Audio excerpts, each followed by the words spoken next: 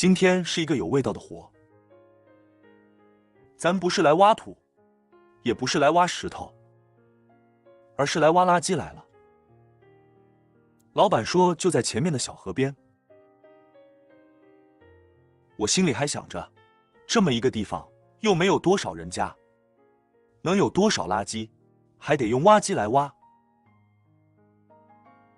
走近了才发现是我肤浅了。这个小河里面全部都是垃圾。老板说先把河里的垃圾挖起来，堆在路上，等下叫车来装。味道还不怎么重，要是等到6、7月份，估计是臭气熏天，苍蝇蚊虫满天飞了。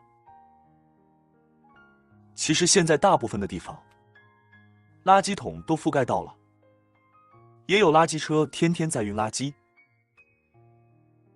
不知道为什么，这一块成了一个小垃圾场了。从河里挖了一大堆垃圾上来，车也到了，现在准备开始装车。先从这边的转弯处开始装，把这边清干净之后，等下车可以倒过去，那边的就能直接装车了。这边河里的能直接挖上来装车的，都一并挖起来，装上车。第一个车装满走了，开始装第二个车。这里距离垃圾场有一段距离，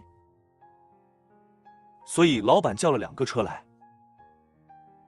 第二车装好开走了，把地上收拾一下，就等第一个车来第2趟了。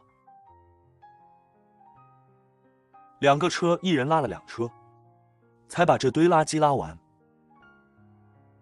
我也撤退了，还剩下一些零零散散的。老板叫了几个工人在那里捡来，看一下前后对比，是不是赏心悦目多了？